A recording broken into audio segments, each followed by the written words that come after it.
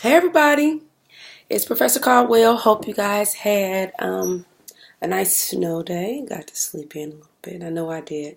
I needed the sleep. So it was nice. But I wanted to touch base with you guys so we can I can briefly discuss what is on our syllabus, which is pitch recognition and how that works. So of course I like to start with solfege, and we talked a little bit about that.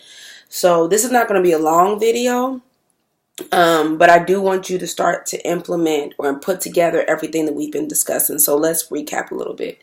We've been discussing breathing technique. We've been discussing the anatomy of the body, about our respiratory system and how that works, about how to protect the voice, about how to take a proper preparatory breath, about how the mouth should function. So how the back of the throat or open throat, yawning sensation, things like that, how it should feel, how your body should expand and contract when you're taking in the proper preparatory breath, things like that. Be sure to review your notes as well as what we discussed in week 1 that should be in the discussion on campus.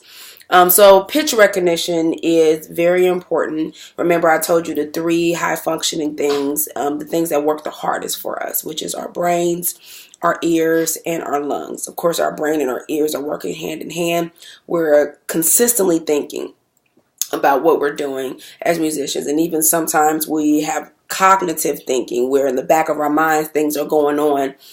Remember I talked about how there was a documentary that I watched, and the nerves are like, wow, wow, wow. It's like fireworks going off because we got so much going on as vocalists and musicians. And we have our preparatory breath that we need to be taking on a regular basis. I want you to practice that on a regular basis, on the regular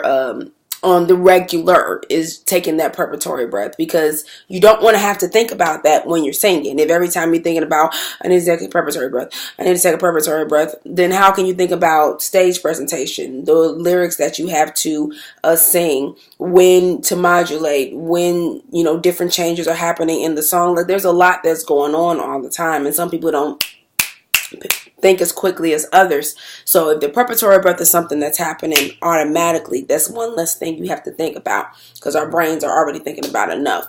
So when we're dealing with pitch, let's go over solfege real quick.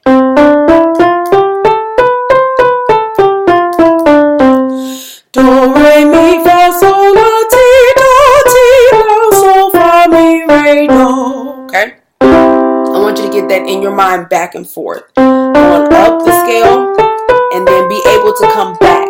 I want you to be able to do that in your homework that's due on Friday before 9 p.m. Solfege back and forth. Some people find it to be kind of difficult, but hopefully it won't be too difficult for you to sing. And I'm going to know if you're looking at the board. So don't look at the board. Don't write it on the board. I want you to be able to do it back and forth. Now, when we're talking about pitch recognition, it's easy to get off pitch if you're not really thinking about what you're doing. I'll call it dead singers is what I call it. When you're just singing and you're not actually thinking about what is it that I'm doing. Am I accurate with the pitch? And believe it or not, a lot of people think that they're accurate with the pitch and they're either flat or they're sharp. And it happens all the time. Have you ever listened to one of your favorite artists live and you realize how much they suck? They suck because they're in the studio and their pitch is being corrected. If you've never been in the studio, they have pitch correction. And that happens with these new artists all the time, is that you're never actually getting the real voice. You don't get the real voice until you go to their live concert. You're like, wow, I thought they could sing a lot better than that. No, their pitch is being corrected. I don't want any of you to have that problem. I want you to be able to hear a pitch and accurately sing that pitch. So let's start in the key of C, which is it's common. It's the easier key for everybody to recognize. So that's why I usually go to C, or you may hear me go to F, of course, because they're relative, right? So if you didn't know that, they're relative, C and F. So in the key of C, I want you to start, of course, on C. I want you to take a moment to listen to the sound and be able to hear it in your mind. Let go for 5 seconds. can you hear that exact same pitch in your mind? If you can hear it in your mind, can you sing it? Do.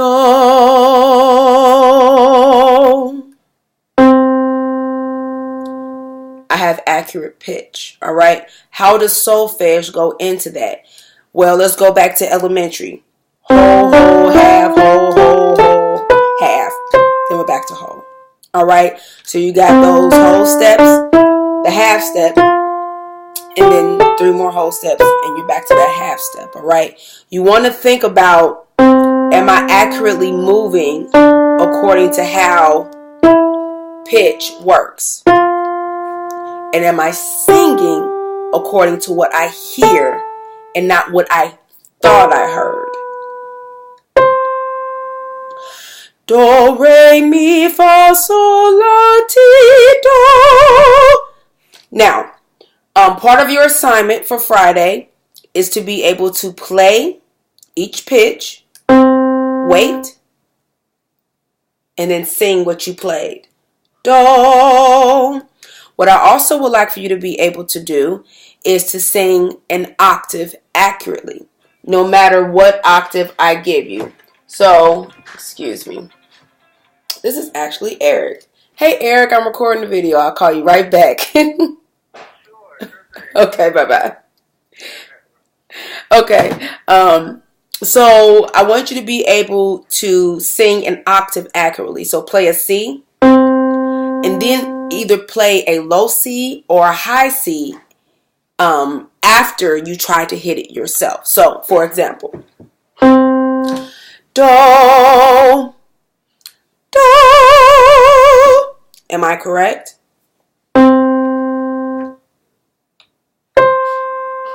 Now, Professor Caldwell, how am I going to be able to do that? You should be able to hear it in your mind if you've memorized solfege. Because the first thing I do when I'm performing or when I have to sing is I establish the key in my mind. What key am I in? Let's say we're in E. Do, re, mi, fa, sol, la, ti, do, ti, la, sol, fa, mi, re, do, do, do, do. I know exactly what key I'm in. I have sung the octave in my head and done the scale in my head first. If you can't hear in your mind, then you technically are a dead singer. That's my term, dead singer, because you're not thinking about what is it that I'm actually doing and am I accurate with the pitch, all right? Let's go to F, because we talked about that being a relative key, right? What's my first? Do. That's my root. I know that's my bass. Am I accurate with the chord that I just played? Am I accurate? Do. Yes, I am accurate with what I just played. Now, can I sing the octave? I just went through the scale in my head. Do, do, do, do, do, do. Where am I? Am I right? Am I singing the third? Am I singing the fifth? What am I singing? Let's play it again. Do, do. Am I accurate? Yes. Why? Because I did the scale in my head.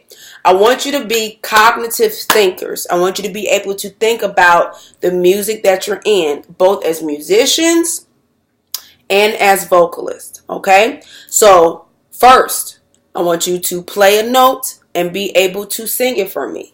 Then I want you to be able to sing the octave for me. And I want you to be able to sing solfege for me. Those are the 3 things that are part of your assignment. Now, keep in mind, every assignment is going to get harder because I'm going to expect you to do what I taught you the week before. Breathing technique. I'm going to be looking at your body. For example, I'm going to turn me around so you guys can see what I'm doing. This is my house. I gotta take my birthday cards down, all right? Do, re, mi, fa, sol, la, ti, do, la, sol, fa, mi, re, do. So you got to see, 1, I took a proper preparatory breath. 2, I control the air so that I can make it up the scale and back down the scale. Okay? And then you got to see me expand and contract. I was in control of the air. Did I, in my mind, keep the key I was in? I'm in C, I'm pretty sure. Do. What's the octave? Do. Come back down. Do. Do, re, do, mi, do, fa, do, sol, do, la, do, ti, do, do. That's another way for you to start to get intervals in your mind, all right? You want to be able to jump through whatever chord that has been played for you. You want to be able to accurately sing whatever chord has been played for you. If they play C chord, and they say, I want you to sing the 3rd, I want you to sing the 5th. You got soprano, you got alto is what we're used to hearing. But if someone doesn't say that, maybe you're singing with the orchestra this time rather than just your church choir or your ensemble, and they're using technical terms. I want you to be able to sing the 3rd. I need you to jump to the 7th, and then I want you to come back down to the 3rd. Then we'll modulate to the 5th. Are you going to be able to do that? Do you know how that works? You should be able to jump there with no problem as a vocalist and as a musician. And as a musician, just because you don't sing all the time doesn't mean you don't need to know how the vocalist works, because a lot of times some vocalists are not as educated and they need your help. So, again, I told you what your assignment is. I want to hear solfege, and I'm going to know if you're looking at the term on the board, all right? I'm not asking you to keep jumping keys. I just want to hear C chord. I want you to be able to go up the scale and come back down the scale without looking at solfege. As you can see, I keep this here for my private students here. To go up the scale and back down the scale. Then I want you to be able to sing the octave. Do, do, do. If you want a bonus, then jump to F and sing me the octave. And I'm not singing it for you because that'd be cheating, right? So if you want a bonus, you can sing the octave. But I want to make sure that you're implementing the breathing technique as well in the exercise. So I should be able to see your body expand. I should be able to see you contract. I want you to use control. Remember, we did that 30-second exercise. I'm putting everything together for y'all. We did that 30-second exercise. That's what I want you to use, control. The lip trills, if you're practicing them like you guys are supposed to be, should help you start to get control of your air.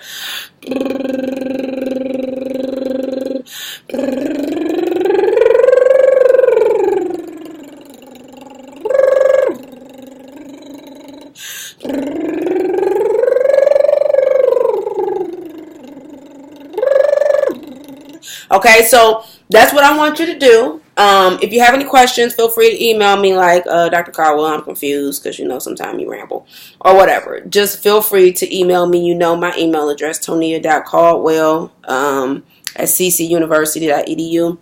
Or you can hit me inside of Canvas. Please upload your assignment to Canvas. I'll make sure that the assignment is up there. I think that is it. I'm just looking to start to put everything that we're learning together, because like I said, I kind of had to double up my syllabus. We're supposed to be on something totally different, but I kind of had to double up my syllabus just to make sure you guys have a clear understanding of what you were supposed to learn in Vocal Methods 1. I think that's it. That just took me about 15 minutes.